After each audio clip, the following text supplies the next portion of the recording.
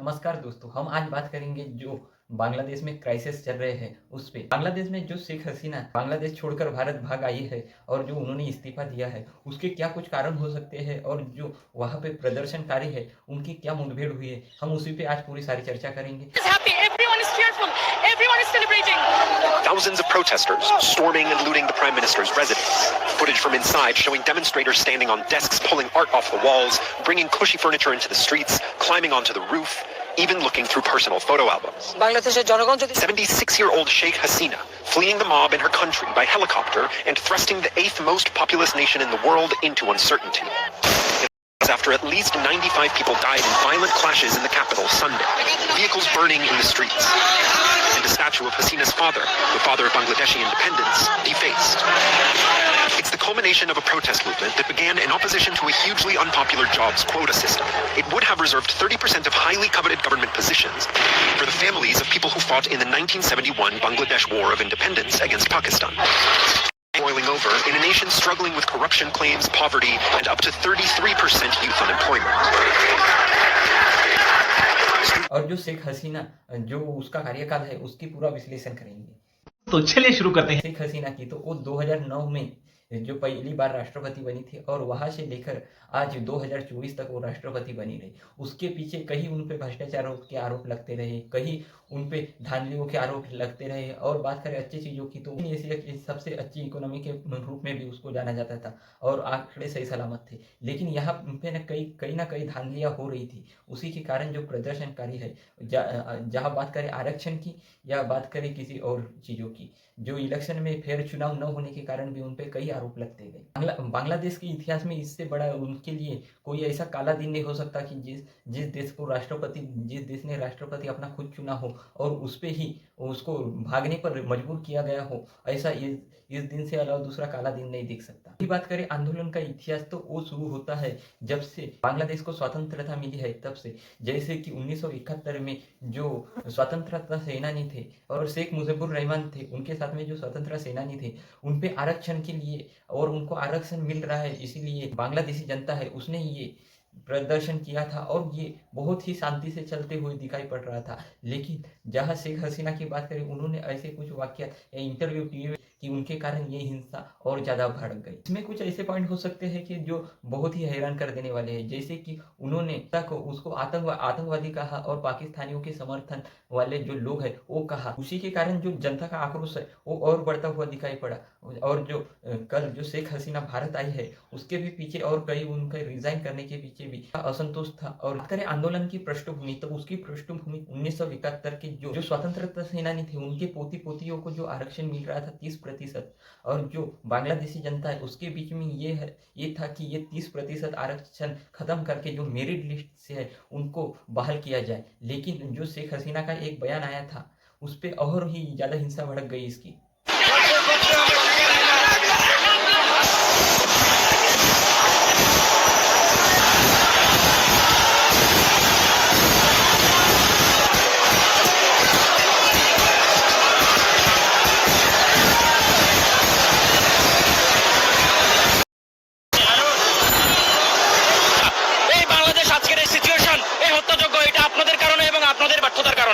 আপনারাই করতেছেন। আপনারা যদি সঠিক বিচারটা করতেন, শুরু থেকে যদি এটা মেনে নিতেন, তাহলে এত কিছু কোনোদিন হইতো না। এত অনিষ্ট, এত তিক্ততা, এত মানুষের দেয়ালে পিঠে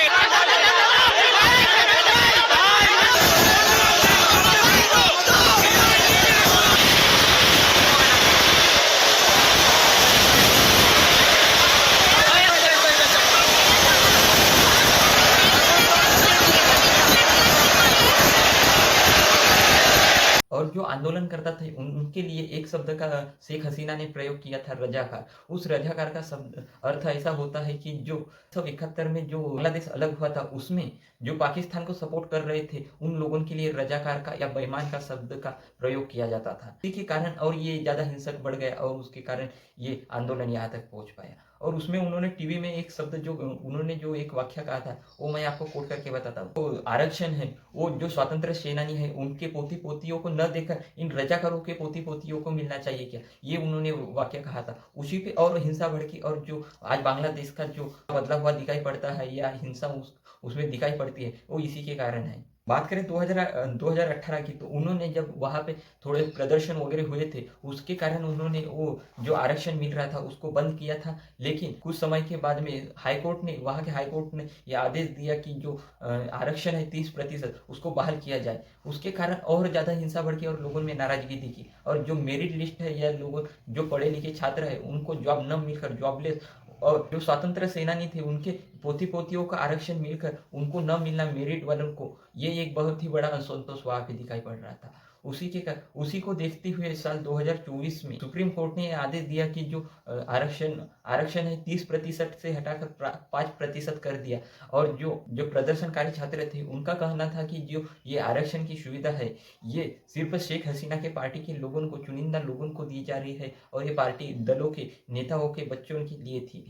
यही आरोप उनके द्वारा किए जा रहे थे। बांग्लादेश क्राइसिस को देखे तो ऐसा लगता है कि शेख हसीना ने अपने पैर पे अपन कुल्हाड़ी मार रहे समान उन्होंने काम किया है। बांग्लादेश की हिंसा की बात करें तो बांग्लादेश में जो हिंसा है, जो सरकारी रिकॉर्ड है उसमें तो कई कम बताई जा रही है, 300-400 के लगभग। लेकिन ऐसा बाहरी सोर्स से दिखता है कि वहाँ पे हजार से 1200 से 1500 लोगों की मौत हुई है। शेख हसीना की पार्टी के कई नेताओं की मौत हुई है, तो कई जो आंदोलनकारी विद्यार्थी या जो स्टूडेंट थे उनकी कई हत्या हुई है। ये बहुत से यहाँ पे क्राइम दिखाई पड़ता है। और जो शेख हसीना जो भारत आई है, और तो उनके घर पे भी कई हमले हुए हैं, और वहाँ पे भी जो प्रदर्शनकारी थे उनके घर में भी घुस के कई चीजों को वो लाते हुए या लूटते हुए दिखाई पड़े।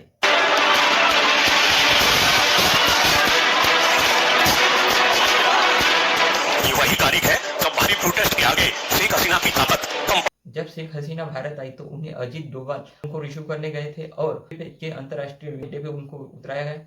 कई सूत्र ऐसे बता रहे हैं कि वो लंदन या दुबई या फिनलैंड वगैरह जाने की कर रहे हैं, और उनको पूरा विजन भारत सरकार ने मांगा है। और जब तक कि वो पूरा विजन नहीं देते थे तब तक कि उनको भारत से बाहर न जाने की अनुमति दी है। इस पे पार्लियामेंट में भी कई बात हुई है, और जो एस जयशंकर जी है उन्होंने विदेश मंत्री उन्होंने भी बात की है, और कैबिनेट सचिव और कैबिनेट मंत्रियों की भी इस पे बात हुई है। देखना पड़ेगा कि जो भारत का इस पे क्या एक्शन होता है, और बांग्लादेश को लेकर भारत क्या सोचता है, और भारत स्ट्रेटेजी क्या होती है, ये देखना पड़ेगा। क्योंकि जो भारत का वहाँ पे हाइड्रो पावर स्टेशन हो या कोई और, बहुत भारत का वहाँ पे निवेश किया हुआ है, तो इसके लिए भारत देखेगा कि क्या आगे चल के रणनीतियाँ हो सकती है। मीडिया की माने तो जो बॉर्डर है हमारा बांग्लादेश को लगता हुआ उसे पूरा सील किया गया है, और बीएसएफ और बॉर्डर सिक्योरिटी फोर्स और पूरे जो जवान हैं उनको पूरा तैनाती अच्छे से की है, शरणार्थियों की समस्या भारत में न पहुंचे इसलिए। इस पे क्या कहना है कमेंट करके बताइएगा, लाइक और सब्सक्राइब जरूर कीजिएगा। धन्यवाद।